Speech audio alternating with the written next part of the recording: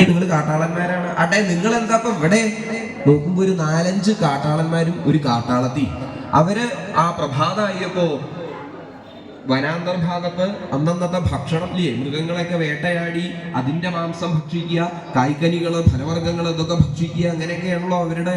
അപ്പൊ അന്നത്തെ ദിവസം അവര് പ്രഭാതത്തിൽ പുറപ്പെട്ട് യാതൊന്നും തരായില്ല. ചില ദിവസം അങ്ങനെ ഇല്ലേ, ദൈവാധീനല്യായ്മയൊക്കെ ഉണ്ടാവും. അപ്പൊ അങ്ങനെ പുറപ്പെട്ട് യാതൊന്നും തരാവാണ്ട് കഴിഞ്ഞപ്പോ ഏകദേശം ഭവനം കണ്ടപ്പോ അവിടെ ചെന്നാൽ എന്തെങ്കിലുമൊക്കെ തരായിയാലോ നിരീച്ച് ചെന്നതാ. അവിടെ ചെന്നത് ഈ അരക്കില്ലത്തിലേക്കാ. അപ്പോ ധർമ്മപുത്രൻ അവരെ കണ്ടപ്പോ ചോദിച്ചു, അല്ലേ നിങ്ങളൊക്കെ എന്താ ഇപ്പൊ ഈ സമീപിക്കണത്? അല്ല, ഞങ്ങൾ പ്രഭാതത്തില് ഭക്ഷണമൊക്കെ തേടി പുറപ്പെട്ടതാണ്, ഞങ്ങൾക്ക് ഒന്നും തരായില്ല അതുവരെ, അതുകൊണ്ട് വിശപ്പുണ്ട്, ദാഹമുണ്ട്, അതാണല്ലോ. കാരണം അദ്ദേഹം ആ ധർമ്മിഷ്ഠനായിട്ടുള്ള ആളാ. അങ്ങനെയുള്ള ധർമ്മപുത്രന് കാട്ടാളന്മാര് നിങ്ങൾക്ക് ഒരു കാര്യം ചെയ്യാം, ഇവിടെ ഉള്ള ഭക്ഷണം എന്താന്ന് വെച്ച് കഴിഞ്ഞാൽ നിങ്ങൾക്ക് കഴിക്കാം. കാരണം നിങ്ങൾക്ക് പറ്റിയ ഭക്ഷണമാണ് ഇവിടെ ഉള്ളത് എന്ന് ഞാൻ വിചാരിക്കില്ല. കാരണം നിങ്ങൾ സാധാരണ മൃഗങ്ങളെയൊക്കെ വേട്ടയാടി അവരുടെ മാംസമൊക്കെയാണോ ഭക്ഷിക്കല്. അപ്പോ അങ്ങനെയാണോ എന്ന് വെച്ച് കഴിഞ്ഞാൽ എന്തായാലും ഇവിടെ ഉള്ള ഭക്ഷണം നിങ്ങൾക്ക് കഴിച്ച് ഇന്നത്തെ ദിവസം വേണമെങ്കിൽ നിങ്ങൾക്ക് ഇവിടെ വിശ്രമിക്കാം എന്നുള്ളത് പറഞ്ഞ് അവർക്ക് ഭക്ഷണമൊക്കെ കൊടുത്തു എന്നുള്ളത് മാത്രമല്ല, ആ കാട്ടാളന്മാരാണെങ്കിൽ അതികേയമായിട്ടുള്ള ഭക്ഷണമൊക്കെ കഴിച്ച് അവർക്ക് സന്തോഷമായി. കാരണം ഇതുവരെ അത്രയും രുചിയുള്ള ഭക്ഷണം കഴിച്ചിട്ടില്ല. ആ ചതുർവിധ ഭോജനസ്ഥങ്ങളെ കൊണ്ട് ഗോരസപ്രധാനങ്ങളായിട്ടുള്ള ഭക്ഷണമൊക്കെ കഴിച്ച് ധാരാളം കഴിച്ചു എന്നുള്ളത് മാത്രമല്ല, അവര് ആ ഉള്ള സ്ഥലത്ത് വിശ്രമിക്കാനായിക്കൊണ്ട് ആരംഭിച്ചു. എന്ന് വെച്ചാൽ പ്രഭാതമായപ്പോ പുറപ്പെട്ടതാണല്ലോ, വല്ലാതെ ക്ഷീണമുണ്ട്. അപ്പോ ആ ക്ഷീണം കാരണം ഇവര് അവിടെ പെട്ടെന്ന് അങ്ങോട്ട് ഉറക്കായി. അങ്ങനെ ഉറക്കായി എന്ന് പറഞ്ഞു കഴിഞ്ഞാലോ, പട്ടുകൂറ്റൻ ശരീരത്തോട് കൂടിയിട്ടുള്ള കാട്ടാളന്മാരാണല്ലോ. അവര് ഉറക്കം അങ്ങോട്ട് തുടങ്ങിയപ്പോ പിന്നെ വരവും ചെലവും ആയിട്ട് അവരുടെ ഉറക്കം. വരവും ചെലവുമായിട്ടുള്ള ഉറക്കം എന്നൊക്കെ പറഞ്ഞാൽ മനസ്സിലായി? അങ്ങനെയൊക്കെ പറഞ്ഞാൽ മനസ്സിലാവുമെന്ന് വെച്ചാലേ, വരവും ചെലവുമായിട്ടുള്ള ഉറക്കം അങ്ങനെ ഒരു ഉറക്കമുണ്ടോ?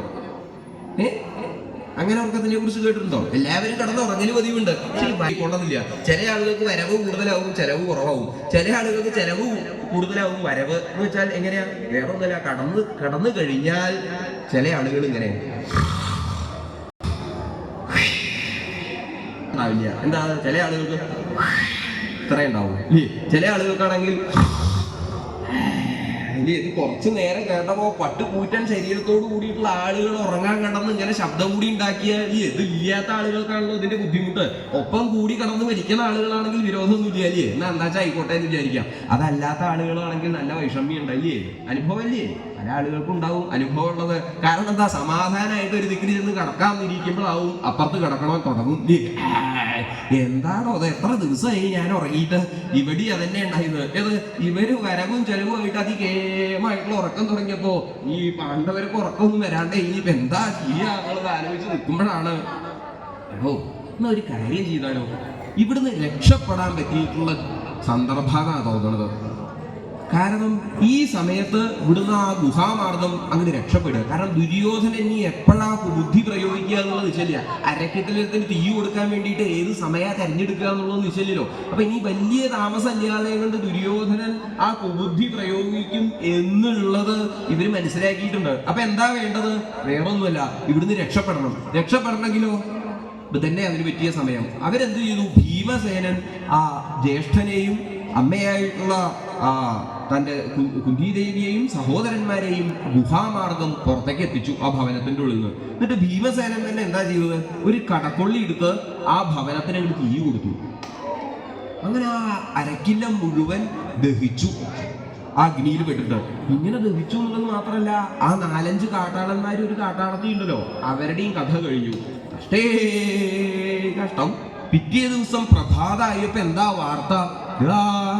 ആ പാണ്ഡവരെ അധിവസിച്ചുകൊണ്ടിരിക്കണ അരക്കില്ലത്തിന് തീ പിടിച്ചുവല്ലോ. പാണ്ഡവരെല്ലാവരും വെന്തു വെണ്ണീറായി. കഷ്ടം. ഇതാ വാർത്ത. പക്ഷെ യഥാർത്ഥത്തിൽ എന്താ ഉണ്ടായത്? ഇവര് ഗുഹാമാർഗം അവിടുന്ന് രക്ഷപ്പെട്ടു എന്നുള്ളത് മാത്രമല്ല, ആ വനാന്തർഭാഗത്ത് എത്തിയപ്പോ ഇനി എന്താ വേണ്ടത്?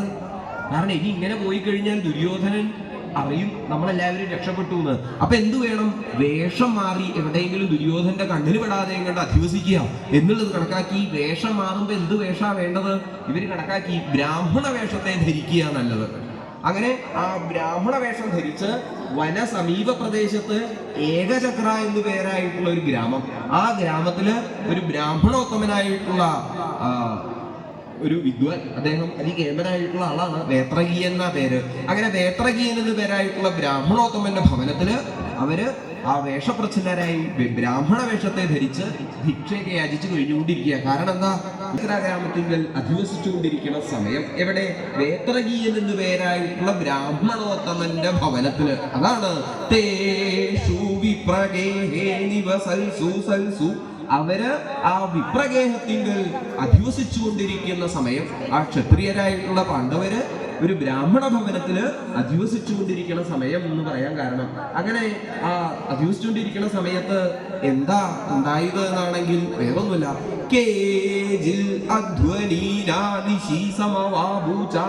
ഏതാനും ചില അധ്വനീനന്മാര് ആ നിശീങ്കൽ സമവാപിക്കുകയും ചെയ്തു. ഏതാനും ചില അധ്വനീനന്മാര് എന്ന് വെച്ച് കഴിഞ്ഞാൽ, അധ്വനീനന്മാര് എന്ന് പറഞ്ഞാൽ വഴിപോക്കരാണല്ലോ. വഴിപോക്കരായിട്ടുള്ള ബ്രാഹ്മണര് ആ നിശീധ സമയം എന്ന് വെച്ചാൽ രാത്രി സമയം ആ ഏകചക്രാഗ്രാമത്തിങ്കിൽ വേത്രകീയൻ എന്ന് പേരായിട്ടുള്ള പാണ്ഡവര് വേഷപ്രച്ഛന്നരായി അധിവസിച്ചുകൊണ്ടിരിക്കുന്ന ആ ഭവനത്തിന്റെ സമീപ പ്രദേശത്ത് എത്തി എന്ന് വേണം പറയാൻ. അതാണ് അങ്ങനെ വഴിപോക്കരെ എന്ന് പറഞ്ഞാൽ എന്താ, ഒരു പ്രദേശത്ത് നിന്ന് പുറപ്പെട്ട് വേറെ ഏതോ ഒരു പ്രദേശത്ത് യാത്രയായി കൊണ്ടിരിക്കുന്ന ആളുകൾ, അവരെയാണല്ലോ വഴിപോക്കരെ എന്ന് പറയുക. അങ്ങനെയുള്ള സംഘമായിട്ടുള്ള ബ്രാഹ്മണര് പ്രത്യേക പല ദിക്കുന്നായിട്ട് പുറപ്പെട്ട് ആ വനം അതൊക്കെ അതിക്രമിച്ച് അങ്ങനെ രാത്രി സമയമായപ്പോഴൊക്കെയാണ് ആ വനത്തിന്റെ പുറത്തെത്തിയത്. ഇപ്പോ ബ്രാഹ്മണരെന്ന് പറഞ്ഞാൽ അനവധി ആളുകൾ ഇങ്ങനെ പുറപ്പെട്ടു പോരുക. അപ്പോ ഇവരാ വനം അതിവേഗത്തിലാണ് അതിക്രമിക്കുകയുണ്ടായത്. കാരണം എന്താന്ന് വെച്ച് കഴിഞ്ഞാൽ വനാന്തർഭാഗമാകുമ്പോ ദുഷ്ടമൃഗങ്ങളുടെ ആക്രമണം ഉണ്ടാവും ഇല്ലേ, പലതായിട്ട്. പല ദുഷ്ടമൃഗങ്ങളും വല്ലാതെ കണ്ട് വർദ്ധിച്ചു വശമായിട്ടുണ്ട് വനാന്തർഭാഗത്ത് ഇല്ലേ. അങ്ങനെയാണപ്പോ അല്ലേ ഇവിടുത്തെ അവസ്ഥയൊക്കെ അങ്ങനെ തന്നെയാണ് കേൾക്കണത്. ഏത് ആനയായിട്ടും വ്യാഘ്രങ്ങളായിട്ടും സിംഹങ്ങളായിട്ടും ശിഖരങ്ങളായിട്ടും. അപ്പോ ഇങ്ങനെ എത്രയാണ് മൃഗങ്ങൾ വർദ്ധിച്ചു വശായിരിക്കണമെന്ന് വെച്ചാൽ, അപ്പോ ഒരുവിധം ആ വനാന്തർഭാഗം അതിക്രമിച്ച് പുറത്തേക്ക് എത്തി എന്നുള്ളത് മാത്രമല്ല, വല്ലാതെ കൊണ്ട് വേഗത്തിൽ നടക്കുക. അതിൻ്റെയൊക്കെ കാരണം ക്ഷീണവും എല്ലാം ഉണ്ട്. അങ്ങനെ ചെയ്യപ്പോഴാ ആ പാച്ചു, ഇട്ടിയാസും, നീലാണ്ടൻ തുടങ്ങിയിട്ടുള്ള അനവധി കുറച്ച് പ്രായമായ ആളുകള്, അവര് അങ്ങനെയല്ലല്ലോ, യുവാക്കളുടെ പോലെയല്ല അല്ലേ, അവർക്ക് നടക്കാൻ കുറച്ച് ബുദ്ധിമുട്ടുണ്ട്. അപ്പോ എല്ലാവരും ഒരുമിച്ച് വേണം ഈ വനം അതിക്രമിച്ച് കിടക്കാന്നുള്ളത് കണക്കാക്കി എല്ലാവരും ഒരുമിച്ച് നടക്കാൻ വേണ്ടിയിട്ട് ശ്രമിച്ചുകൊണ്ടിരിക്കുക. അപ്പോഴാ ചില ആളുകൾ വല്ലാതെ എങ്ങോട്ട് ക്ഷീണിച്ച അവശരായി, എടോ എനിക്ക് ഇനി ഒരടി നടക്കാൻ പറ്റില്ല കേട്ടോ, എവിടെയെങ്കിലും ഒന്ന് വിശ്രമിച്ചിട്ട് വേണം ഈ യാത്ര തുടരാൻ, അതല്ലെങ്കിൽ ഇനി അവരുടെ കൈ പിടിച്ച് അവരെ കൂട്ടത്തിൽ നടത്തിക്കുന്നുണ്ട്. അങ്ങനെ ഒരുവിധം ആ വനാന്തർഭാഗം കടന്ന് പുറത്തേക്ക് എത്തിയപ്പോഴാണ് ഡോ ഡോ ഡോ ഡോ ഇവിടെ ആരും വിഷമിക്കും